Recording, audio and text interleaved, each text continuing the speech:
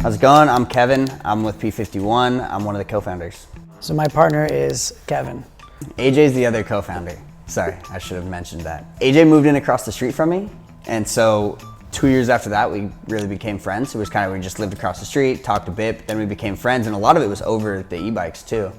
I guess it might have been a little bit before the e-bikes, but once we got the e-bikes, is like when we were in the garage every day, and then COVID really happened, and we were kind of stuck in the garage, and the whole thing was born kind of right there. Drinking Bullet whiskey and making Bullet bikes.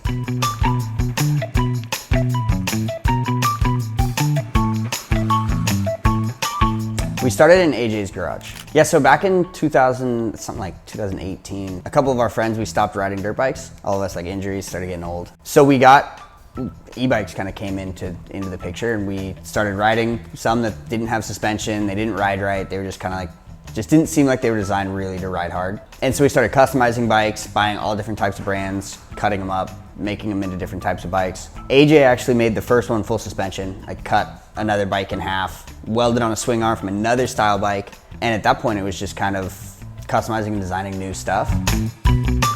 Always been working on things my whole life, right? So when we had time during COVID to get busy and work on things, a lot of free time, it's where the bikes kind of came into action, where I wanted to build a bike that wasn't like anything out there, that had full suspension, that you can actually go ride and not feel like you're getting beat up. And just like motocross, a big part of motocross is suspension. So your suspension is everything on a dirt bike. And all these bikes that we were seeing, none of them had very good suspension, right? A lot of them were on the cheaper side of suspension anyway. So some of the design issues I think we found that we weren't expecting was like the swing arm, how the suspension worked and the pivot of the rear shock and the way that it would interact with the bike. It always sounds easy to throw suspension on a bike, but when it's at the different angle, it reacts different. So every little thing on the swing arm would change the feel of the bike. And then also the rake angle of the front forks. That was a big one we changed a lot. So I think we started, at a percentage, I think we changed it maybe 5 or 6 times before we had it, so it didn't feel like it was washing out.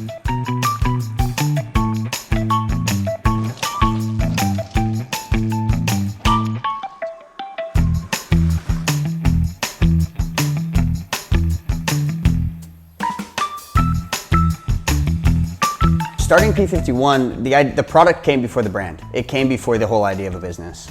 The category of e-bike that we're in, and I don't even know what some people call it, the fun bike or the sit-down bike or whatever, there really wasn't anything that was good quality, fun to ride. It was like you have mountain biking, which is rad, super well designed, super good suspension. It's made for its specific cause. And then you have motorcycles and dirt bikes and pit bikes that are made as such, but there wasn't anything in between that was hitting that class 2. The only area that was like cheap bikes that were using cheap parts that weren't really designed by anybody who was actually riding. It was a lot of like technology guys, they saw a market they could sell, they just put parts on a frame and sell it. Nobody really cared. Getting the sweet spot was basically us changing things and then going and riding it. So we would change the rake angle and go ride it. And not just ride it, but like jump it, beat it up, try to break it. And then we'd go back, redesign it, and then put it back on the drawing board, weld up a new frame, go ride it again, try to break it, and do it over and over again until finally everything that we did after that, I was like, okay, this is it. This is the spot.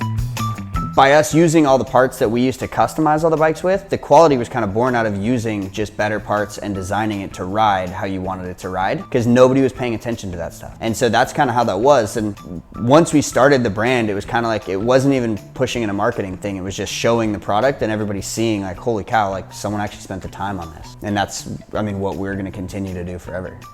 We originally were called Bullet bikes. That's why we named it the Bullet. We switched it to P-51 before we launched. You can pretty much use it for anything. It's good at off-road, it's good in the sand, it's great on the street, and then you can go pretty much anywhere with the bike, and it kind of fits all categories.